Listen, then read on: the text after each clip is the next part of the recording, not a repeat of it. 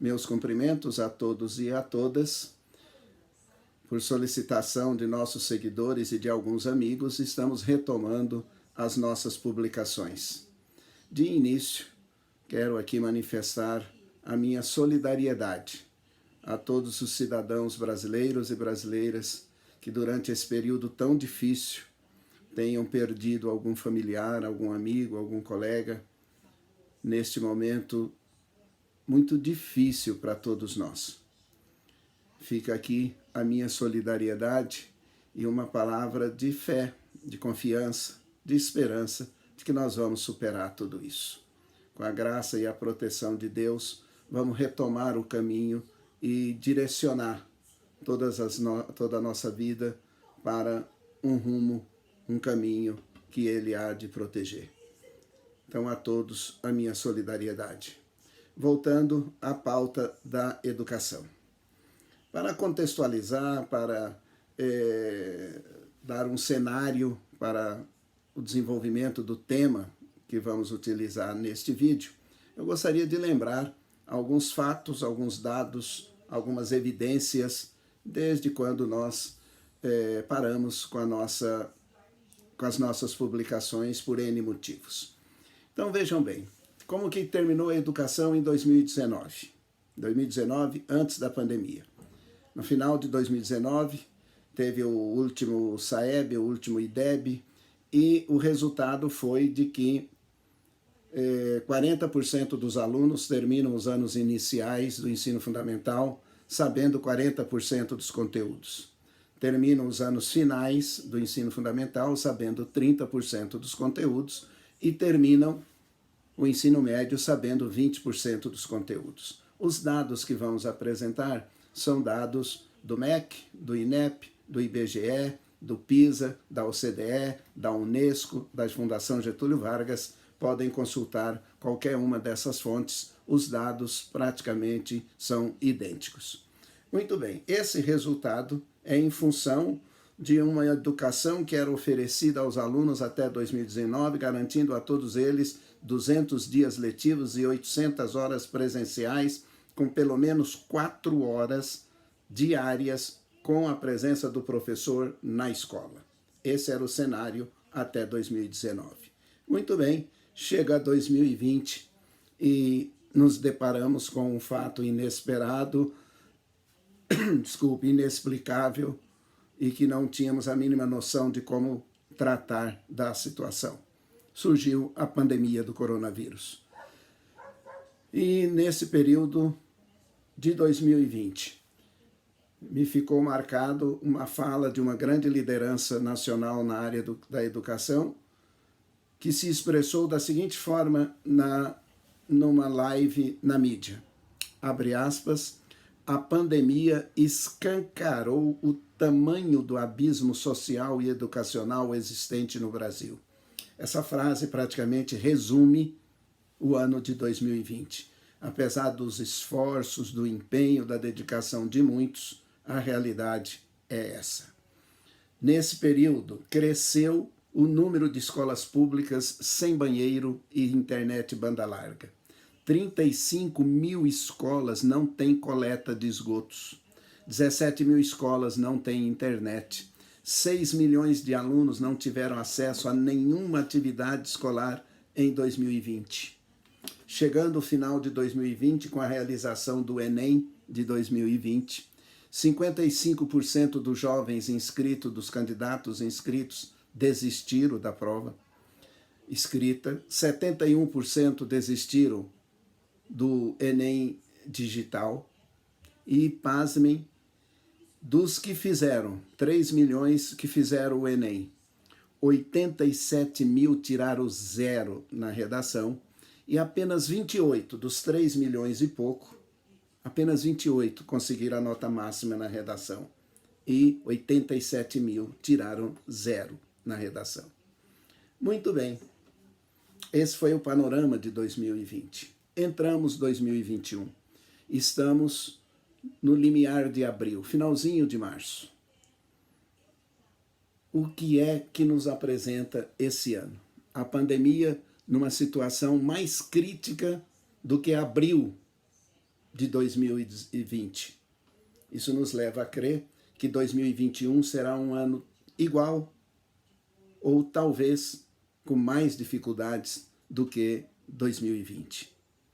Nesse período, mais de 300 mil mortes, 716 mil empresas foram fechadas, 14 milhões de desempregados, 65 milhões de brasileiros dependendo do auxílio emergencial do governo, 14 milhões de analfabetos. O tamanho do abismo social e educacional aumentou em relação a 2020. É preciso ter claro que a educação está inserida nesse contexto, está inserida nesse cenário, está inserida neste mundo que vive especificamente a população brasileira.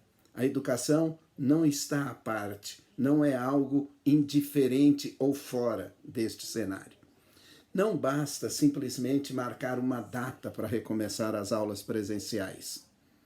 Marcar uma data para começar o quê, como, ensinando o quê, quanto. Nós precisamos ter clareza do tamanho do abismo. Já temos todos os dados, as informações, as evidências de que, apesar dos esforços de 2020, os alunos não conseguiram avançar, com raríssimas exceções. Os alunos estão nos municípios. As escolas estão nos municípios. Para vocês terem ideia, 67% dos municípios têm menos de 20 mil habitantes. 92% dos municípios têm menos de 100 mil habitantes. Por que eu estou dizendo tudo isso? Talvez a educação, por um motivo muito doloroso, por um motivo muito sofrido, mas talvez a educação possa estar perdendo um grande momento para rever, repensar, redirecionar, redesenhar a educação pública no Brasil. É preciso olhar, é preciso ver, é preciso enxergar a realidade e tomar decisões, que é o momento para isso. Vamos recomeçar dando a mesma coisa, fazendo o mesmo serviço, prestando o mesmo trabalho. É isso que está planejado, é isso que queremos. Não basta recomeçar as aulas. É preciso ter clareza de onde nós estamos e onde que nós queremos chegar, considerando o contexto de 2020 e de 2021. Muito bem. Eu quero usar um exemplo prático do que eu estou querendo tratar. Vejam bem, 2021 tem prova do SAEB, ok? Eu queria mostrar para vocês quais são os objetivos e depois vou dizer o porquê estou usando esse exemplo do SAEB. Os objetivos estabelecidos na portaria número 10 de janeiro agora de 2021, que define a regulamentação da prova do SAEB para 2021, estabelece os seguintes objetivos para a prova do SAEB desse ano. O primeiro objetivo é construir uma cultura avaliativa ao oferecer à sociedade de forma transparente, estou lendo a portaria, informações sobre o processo de ensino-aprendizagem em cada escola, comparáveis em nível nacional anualmente. Então vejam bem, a prova do SAEB, proposta para esse ano, ou definida para esse ano, 2021, tem um objetivo primeiro de comparar em nível nacional, anualmente, o resultado da aprendizagem dos alunos. Portanto, está dizendo que a avaliação, a prova do SAEB desse ano será comparável com os anos de 2019 e os anteriores, onde aconteceu o último SAEB. Como comparar do ponto de vista pedagógico, do ponto de vista de aprendizagem, 2021 com 2019. Então, o primeiro objetivo do SAEB é comparar em nível anual os resultados da aprendizagem. O segundo objetivo é produzir indicadores educacionais para o Brasil e suas regiões, unidades da federação, município e instituições escolares, tendo em vista a manutenção da comparabilidade dos dados. Então, o segundo objetivo, o resultado da prova do SAEB, é para se comparar esses dados com a série histórica. Série histórica, quando que o último dado foi de 2019, quando, como dissemos no início, quando os alunos tinham 800 horas presenciais com o professor junto, 200 dias letivos na escola. E o resultado do SAEB deste ano tem como previsão fazer a comparação para complementar a série histórica. Como comparar? Em 2019, o parâmetro para a prova do SAEB eram os descritores do SAEB. Agora, em 2021, tem a ver com a BNCC. Como se comparar descritores do SAEB e objetivos de aprendizagem da BNCC, que ainda voltamos a falar. O terceiro objetivo é avaliar a qualidade, a equidade e a eficiência do processo ensino-aprendizagem. Como comparar município com 5.000 habitantes, o SAEB é nacional, com as suas peculiaridades, com as suas especificidades, com as suas dificuldades e situação própria durante a pandemia. Como comparar com os resultados de uma grande capital, de grandes municípios com 1 milhão, 2 milhões, 3 milhões de habitantes. Como comparar isso enquanto equidade? Por que eu estou citando isso? E o outro ponto é de que a prova do SAEB desse ano seria com base na BNCC. A BNCC, Educação Infantil e Ensino Fundamental, tem o prazo de implementação até 2020. Quantos municípios efetivamente conseguiram implementar a BNCC até 2020? A BNCC do ensino médio tem o prazo de implementação até 2022. Portanto, comparar a prova do SAEB desse ano com resultados da série histórica de 2019 para trás não me parece muito adequado. E não é o momento de se fazer comparações. Nós passamos por um ano e talvez vamos passar pelo segundo ano totalmente diferente. Como dizia Albert Einstein, continuar fazendo sempre as mesmas coisas, esperando resultados diferentes, é insanidade. É o momento que a gente pode parar para olhar, ver e enxergar a educação, principalmente pública no Brasil. Por que estou dizendo isso? Partir de onde? Para uma nova realidade, um novo processo de ensino-aprendizagem. Partir de onde? Muito bem. Em vez de realizar a prova do SAEB com os objetivos que já foram ditos, por que não transformar, não é cancelar a prova do SAEB, é porque não transformar a prova do SAEB em uma avaliação diagnóstica nacional com base nos parâmetros da BNCC, coordenada e desenvolvida pelo Ministério da Educação. O SAEB é nacional. É importante que, após esses 2 anos, a prova do SAEB está prevista para o final do ano de 2021, após esses 2 anos, a avaliação diagnóstica nacional com o foco para identificar daquilo que está estabelecido na BNCC, o que os alunos sabem, o que os alunos não sabem, daquilo que eles deveriam saber, estabelecido no padrão da BNCC.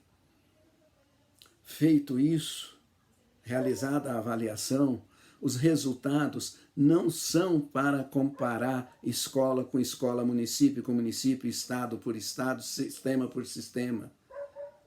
Esse não é o momento de se fazer isso, mas que o Ministério da Educação, esses resultados possam ser disponibilizados para os sistemas, para as escolas, cada um ter o conhecimento do seu resultado, ter conhecimento da sua avaliação diagnóstica. O que dizem os resultados sobre os alunos do seu município, da sua escola?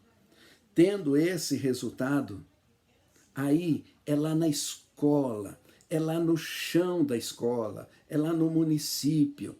Com esse resultado, é preciso que ouvir diretor da escola, supervisor pedagógico, professor que está em sala de aula. Esse pessoal, esses profissionais é que devem sentar, olhar, ver e enxergar os resultados dos seus alunos e daí estabelecer para frente. É o ponto de partida, o diagnóstico. Me permitam dizer isso, fazer uma comparação com o tratamento de saúde.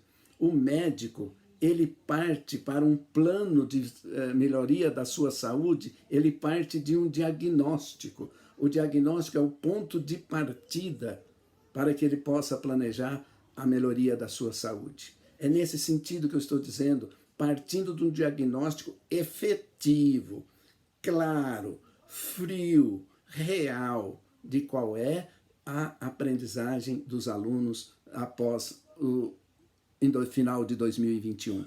E aí sim, definir o primeiro passo.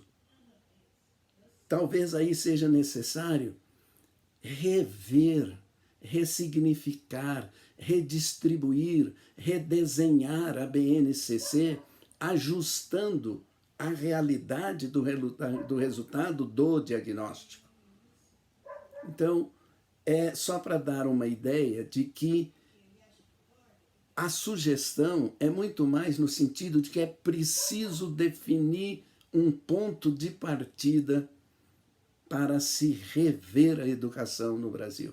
E o ponto de partida seria esse diagnóstico.